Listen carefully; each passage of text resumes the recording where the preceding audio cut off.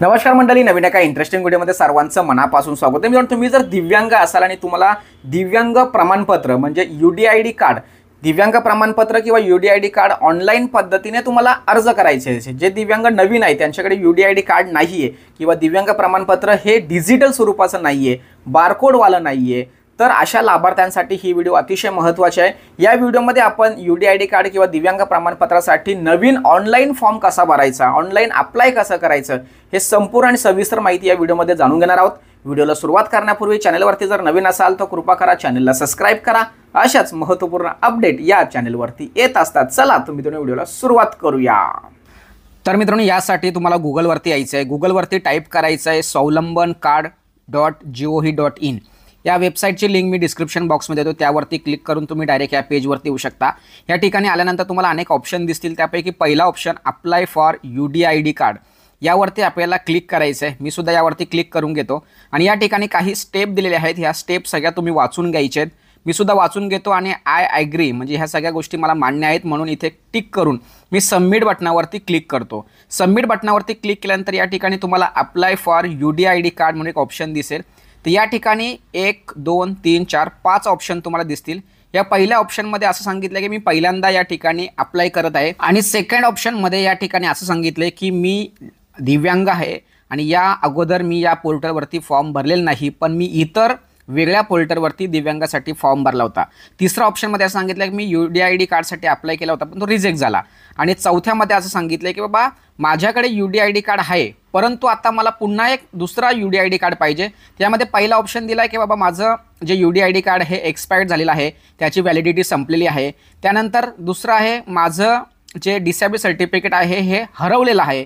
त्याचबरोबर पुढे बघा डिसॅबिलिटी ऑदर डिटेल इनकरेक्ट म्हणजे त्यावरती जी माहिती आहे ही थोडक्यात चुकीची आहे किंवा डिटेल्स आर इनकरेक्टेड म्हणजे माझी माहिती थोडक्यात मला बदलायची आहे किंवा चुकीची आहे. या 4 ऑप्शन या ठिकाणी दिलेले आहेत, त्यापैकी तुम्ही क्लिक करू शकता. आणि बघा ते शेवटचा ऑप्शन दिलेला आहे की मी या अगोदर फॉर्म भरलेला आहे परंतु मला आणखी तो मिळालेला नाही, म्हणून या ठिकाणी तुमचं जे ॲप्लिकेशन नंबर असतो हा टाकायचा, डेट ऑफ बर्थ टाकायचा, सबमिट बटनावरती क्लिक करायचं. असं सर्व ऑप्शन तुम्हाला या ठिकाणी दिसतील. तर मी नवीन फॉर्म भरतोय म्हणून पहिल्या ऑप्शनवरती क्लिक करेल आणि सबमिट बटनावर क्लिक करेन. या ठिकाणी आधार eKYC मॅन्डेटरी सांगितलेले आहे. इथे 2 ऑप्शन दिलेत, एक अप्लाय विथ आधार नंबर आणि जर आधार कार्ड नंबर नसेल तर एनरोलमेंट नंबरने सुद्धा करू शकता. या ठिकाणी पहिला ऑप्शन दिला आहे आधार कार्ड नंबरने मी करतो. या ठिकाणी आधार कार्ड नंबर टाकायचा, कॅप्चा टाकायचा आणि इथे जनरेट OTP बटनावरती क्लिक करायचा. जनरेट OTP वरती क्लिक केल्यानंतर तुमच्या आधार कार्डला जो मोबाईल नंबर लिंक आहे त्याच्यावरती एक OTP येतो. हा OTP तुम्हाला या ठिकाणी टाकायचा आहे आणि तुम्हाला पुन्हा एकदा खाली सबमिट बटनावरती क्लिक करायचं आहे. मी सुद्धा माझ्या मोबाईलमध्ये जो OTP आलेला आहे हा OTP या ठिकाणी टाकून घेतो आणि सबमिट बटनावरती क्लिक करतो. तुम्ही सुद्धा तेच प्रोसेस व्यवस्थित करायची, घाई करायची नाही आहे. आता या ठिकाणी सबमिट बटनावरती क्लिक करतो. सबमिट बटनावरती क्लिक केल्यानंतर तुमच्यासमोर नवीन डॅशबोर्ड ओपन होणार आहे आणि या ठिकाणी रजिस्ट्रेशन फॉर्म म्हणून एक पेज तुम्हाला दिसेल. तर हा फॉर्म आपल्याला व्यवस्थित पूर्ण भरायचा आहे. या ठिकाणी तुमचं स्वतःचं नाव दिसेल, त्याचबरोबर ते इंग्लिशमध्ये असणार आहे आणि पुढे मात्र तुमचं मराठीमध्ये असणार आहे. तर हे मराठीमधलं जर काही अक्षरं जर चुकीचे असतील तर इथे एडिट म्हणून ऑप्शन दिसतो, हे एडिट ऑप्शन वापरून तुम्ही तो नाव चेंज करू शकता. त्यानंतर पुढचा ऑप्शन तुम्हाला दिलं आहे बघा, या ठिकाणी ॲप्लिकंट मोबाईल नंबर. तर ॲप्लिकंट मोबाईल नंबरसुद्धा तुम्हाला या ठिकाणी दिलेला आहे. तुमचा मोबाईल नंबर तुमचा या ठिकाणी टाकायचा आहे. तुमचा स्वतःचा टाका किंवा घरातील कोणत्याही व्यक्तीचा तुम्ही या ठिकाणी मोबाईल नंबर टाकू शकता. त्यानंतर बघा इथे तुमचं ईमेल ID टाकायचं आहे. ईमेल ID असेल तर टाका, तो मॅन्डेटरी नाही आहे, तो असला तर टाका, नसेल तर काही हरकत नाही. त्यानंतर इथे खाली बघा या ठिकाणी तुमच्या गार्डियन नंबर म्हणजे वडिलांचं किंवा आईचं नाव तुम्हाला या ठिकाणी टाकायचं आहे. फादर, मदर जे काय असेल ते तुम्ही या ठिकाणी शक्यतो वडिलांचं नाव टाका. वडिलांच्या नावाला मी या ठिकाणी क्लिक करतोय. तिथे क्लिक केल्यानंतर इथे बघा तुम्हाला फोटो अपलोड करायचे आहे आणि इथे सिग्नेचर अपलोड करायचे. जर सही नसेल तर थंबसुद्धा तुम्ही टाकू शकता, पण ते मॅन्डेटरी नाही आहे सहीचं, त्यामुळे फोटो मात्र अपलोड करायला विसरायचं नाही. फोटो अपलोड जर केलं नाही तर पुढे जाणार नाही फोन. त्यानंतर खाली यायचं आहे. खाली आल्यानंतर बघा इथे तुमचं वडिलांचं जेव्हा आपण जे सिलेक्ट करतोय तर वडिलांचं नावसुद्धा आपल्याला या ठिकाणी टाकायला येते. जे काही नाव असेल ते टाकायचं आहे. त्यांचा मोबाईल नंबर टाकायचं आहे. तुम्ही तुमचा स्वतःचा मोबाईल नंबर टाकला तरी काही हरकत नाही आहे. कुटुंबातील एखाद्या व्यक्तीचा मोबाईल नंबर तुम्हाला इथे टाकायचा आहे. मी सुद्धा इथे एक मोबाईल नंबर टाकून घेतोय, तुम्ही सुद्धा मोबाईल नंबर टाकून घ्यायचा. त्यानंतर खाली यायचं आहे. खाली आल्यानंतर प्रूफ ऑफ आयडेंटिटी या ठिकाणी तुम्हाला तुमचं आधार कार्ड जो आहे तो मोबाईलमध्ये किंवा तुमच्या लॅपटॉपमध्ये स्कॅन करून ठेवायचा आहे आणि तो या ठिकाणी अपलोड करायचा आहे। त्यानंतर इथे ॲड्रेस दिलेला आहे, तुमच्या आधार कार्डवरचा जो ॲड्रेस आहे हा ॲज इट इज इथे दिसेल।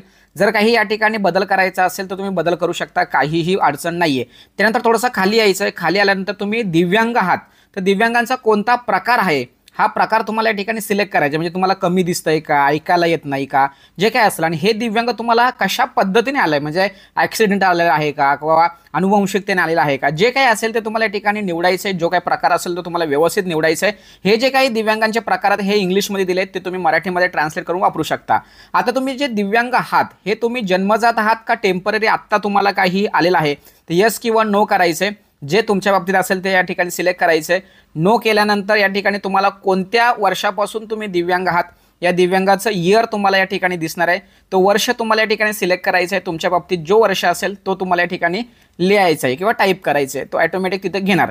त्यानंतर थोडंसं खाली यायचं आहे, खाली आल्यानंतर बघा इथे काय दिलं आहे तुम्हाला, आता हॉस्पिटल निवडायचं आहे। जे काही तुमचं हॉस्पिटल असेल ते हॉस्पिटल, म्हणजे तुमच्या तालुक्याचं किंवा जिल्ह्याचं जे हॉस्पिटल असेल ते हॉस्पिटल तुम्हाला या ठिकाणी निवडायचं आहे। हॉस्पिटल निवडल्यानंतर या ठिकाणी कॅप्चा म्हणून एक ऑप्शन दिसतोय, तो कॅप्चा या ठिकाणी टाकायचा आहे आणि आय ॲग्री सबमिट बटनावरती तुम्हाला क्लिक करायचं आहे। मी कॅप्चा टाकून या ठिकाणी आय हेअर बाय करून सबमिट बटनावरती क्लिक करतो। सबमिट केल्यानंतर तुम्हाला जो तुम्ही जी माहिती भरली किंवा तो फॉर्म भरलाय तो प्रिव्ह्यू म्हणून तुम्हाला या ठिकाणी बघायला मिळणार आहे।